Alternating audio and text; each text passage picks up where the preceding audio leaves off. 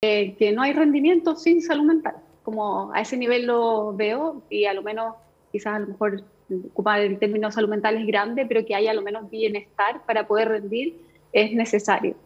Y no nos hacemos cargo del bienestar, creemos que estamos en un contexto de funcionar como máquinas, entonces quedamos desprovistos de esa parte que igual es del rendimiento. María Paz, ¿qué tal? Te habla Matías por acá. Tengo dos preguntas que me Hola, gustaría Matías. hacerte. Antes de empezar el programa me puse a buscar la cantidad de futbolistas que tienen o que han sentido depresión en su carrera y es 1 de 10. O sea, en un equipo titular, uno alguna vez en su carrera tuvo depresión.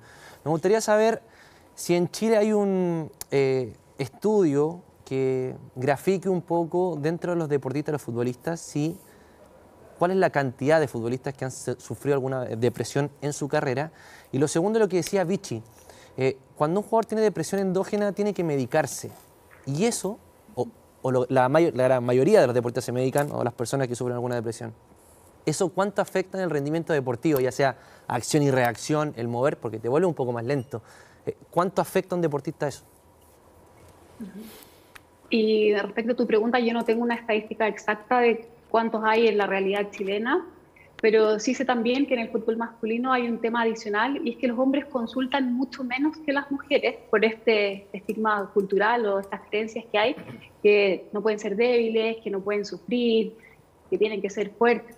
Entonces, además, aunque tuviéramos una estadística, yo creo que estaría bastante también errónea en la posibilidad de las veces que consultan realmente para mostrar su dolor. Y me refiero al fútbol masculino, que es en el que principalmente trabajo yo. Eso respecto a tu primera pregunta. Y sobre la segunda, los psicólogos no somos quienes indicamos la medicación, pero sí trabajamos con psiquiatras y con otros profesionales justamente cuando detectamos síntomas. Y hoy día la tecnología en la medicación es muy, muy avanzada, entonces lo que hace es favorecer el rendimiento, no como en doping, pero al poder aliviar los síntomas que impiden que uno esté en un bienestar suficiente para poder rendir. Obviamente sí es un tema a cuidar también. Los psiquiatras, que ojalá tengan experiencia en deporte, también deben revisar que las sustancias que están indicando no afecten, obviamente, a nivel de doping. Vichy. Déjeme presentar a María Paz, porque la Sí, presentamos así, claro. como María Paz fue Sí. compañera de trabajo durante mucho tiempo en Colo-Colo. Ella trabajó en inferiores y también trabajó con el primer equipo de aquel año 2006. Ha hecho una carrera muy, muy interesante y es especialista evidentemente en deporte, cosa que con Enano Torre hemos compartido mucho tiempo con ella y nos ayudó muchísimo. María Paz, la pregunta tiene que ver con aquellos deportistas que postulan o se preparan para ser de primer nivel, aquellos que tienen condiciones diferentes al resto o un poquito mejor. ¿A qué edad es aconsejable que un niño que se proyecta como gran deportista acuda a una ayuda psicológica cuánto puede cooperar, para bien o para mal, la gente que está alrededor en su carrera? Y yo plantearía que al mismo tiempo que se inicia en el deporte, puede trabajar también los aspectos mentales. Quizás cuando pensamos en los más chiquitos, como una sub-11, 12, 13, para aprender cosas psicomotoras, para aprender también de gestos técnicos, como la psicología del aprendizaje ayuda muchísimo en cómo incorporar esos conocimientos en la experiencia deportiva. Y ya vamos viendo como en esa sub-13, sub-14, cuando van apareciendo los grupos de proyección y quizás las primeras nóminas a selecciones sub-15, donde pasa a tomar relevancia también esta decisión sobre posiblemente dedicarse. Yo creo que ahí también, además de esos factores más desde el aprendizaje y psicomotores, empieza a hacerse muy, muy necesario el desarrollo de habilidades mentales para el bienestar y el rendimiento deportivo. Variables psicológicas como aprender a focalizar, a concentrarse, a prestar atención, a cómo gestionar la motivación para que pueda ser intrínseca, igual aunque reconozca factores que son más externos, a poder gestionar una diversidad de emociones, que esta industria se caracteriza por básicamente ser muy emocional y en un partido nos frustramos cuando cometemos errores y nos sentimos en éxtasis cuando tenemos acierto y no podemos predecir cuáles van a ser los resultados y esa incertidumbre nos tiene de nuevo en una cantidad gigante de emociones las cuales nunca entrenamos o rara vez entrenamos y por definición esta industria es emocional. Entonces ya desde una sub-13, 14 y 15 ese entrenamiento debiese ser a la par, ya no solamente como quizás unas medidas de salud o un acompañamiento, al igual como se entrenan los aspectos técnicos, tácticos y físicos, los aspectos mentales también tienen un espacio de desarrollo. María Paz, ¿cuánto crees tú que ha agravado la salud mental de los deportistas en las redes sociales y esto de recibir en los nuevos tiempos constantemente estímulos externos que antes quizá, bueno, todos no estábamos habituados, pero los deportistas que son figuras públicas están ahora bombardeados de información y recibiendo todo el tiempo noticias y recibiendo comentarios y en algunos casos, cuando las cosas no vienen bien, comentarios, insultos, descalificaciones que también llegan al entorno familiar. ¿Cuánto ha agravado las redes sociales la salud mental? Yo creo que tiene un impacto bien grande y a medida que se ha ido globalizando obviamente el fútbol y se ha hecho más esta industria, finalmente aparecen tantos otros factores que suman allá el estrés mismo del deporte, y las redes sociales han aparecido también con este formato de anonimato donde se permite ser cruel incluso y poder descalificar y proyectar desde quienes están emitiendo obviamente esos comentarios bien pesados a lo menos. Y yo creo que es un tema que se suma, sin embargo también creo que es otro tema que se puede entrenar. Finalmente hay tantas cosas allá afuera que no vamos a poder controlar, y cuando nos focalizamos en controlar lo incontrolable, perdemos esa energía, foco y fuerza.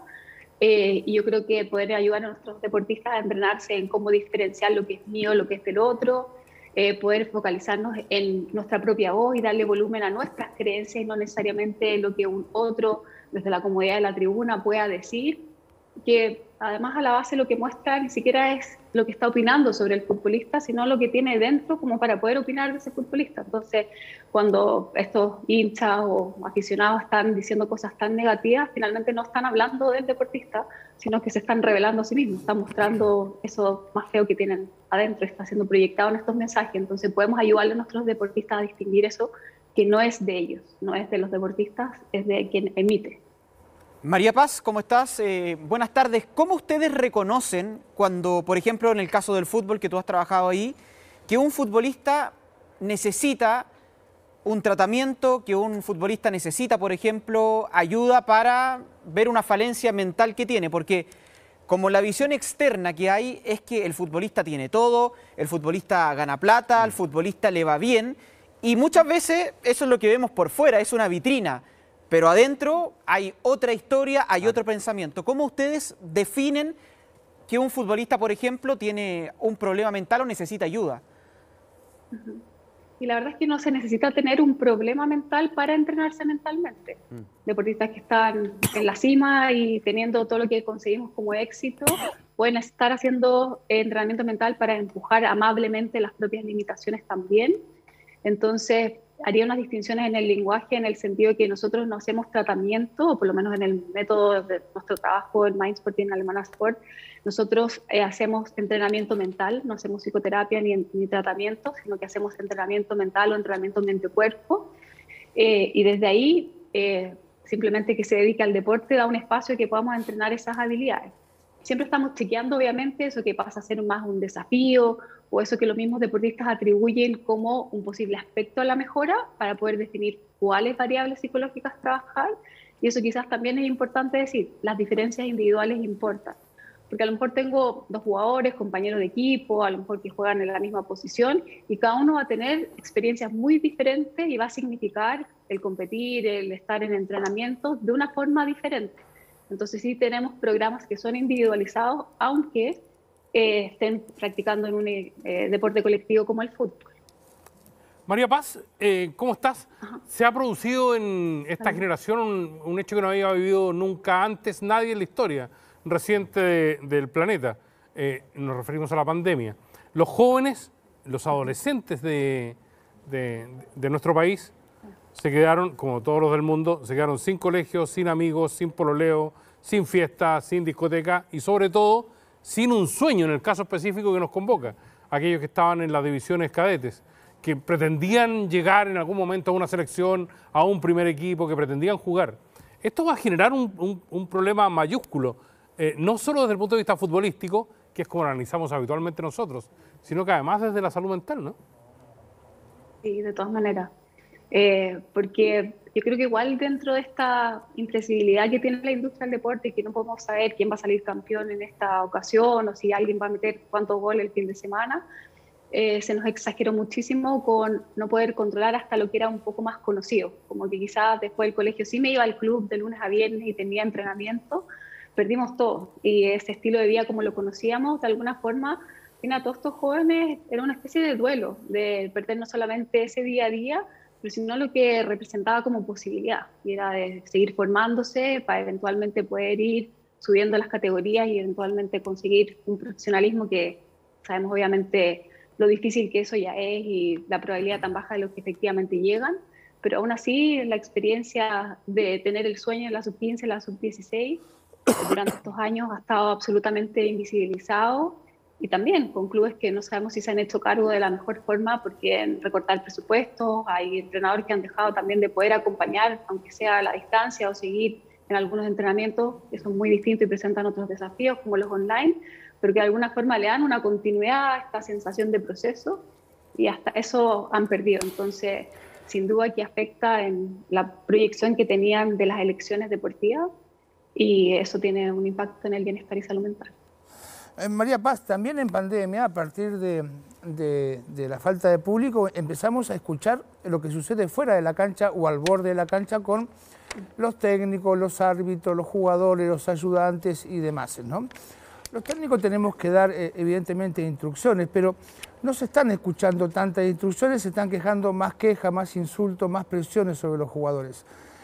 ¿Qué grado de influencia tiene una queja continua de 3 técnicos o un técnico, 3 ayudantes durante 90 minutos sobre las capacidades de los jugadores, ¿no? Esto es tocado, esto te lo ha comentado algún jugador de que no aguantan más recibir quejas cada 2 segundos y medio.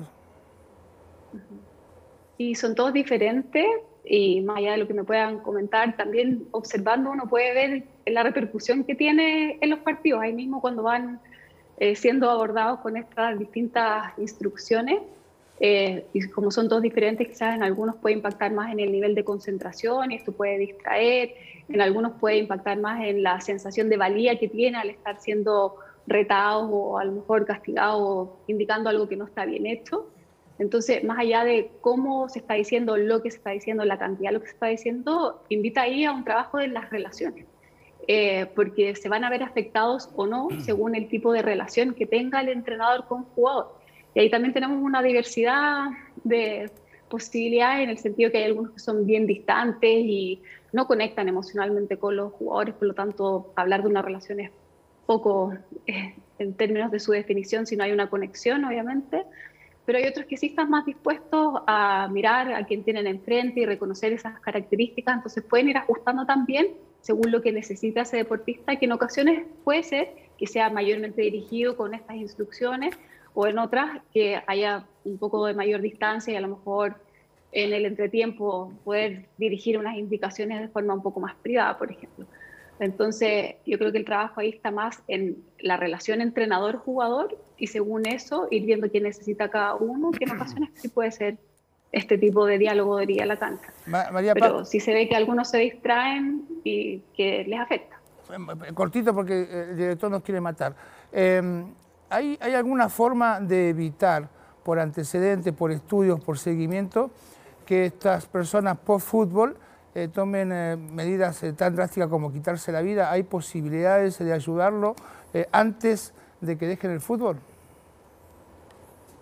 Así como que fueran determinantes o lineales, no, pero sí hay muchas cosas que podemos hacer para estar en salud. Y así como nos cuidamos físicamente, hay muchas prácticas de autocuidado, de visibilizarnos como humanos, de también cuidarnos en todos los aspectos, no solamente cómo rendimos o este comportamiento que termina saliendo, sino estar en constante autoobservación de nuestros pensamientos, gestionar las emociones, estar en conciencia de nuestras sensaciones corporales.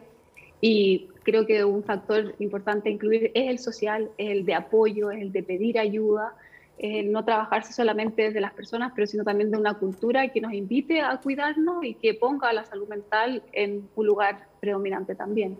María Paz Ocampo, psicóloga deportiva, ha sido un gusto, siempre es muy enriquecedor hablar de este tipo de temas, de la salud mental. en la vida cotidiana y en este caso de los deportistas. Un abrazo grande y muchas gracias. Gracias, Gonzalo, y saludos a todos allá.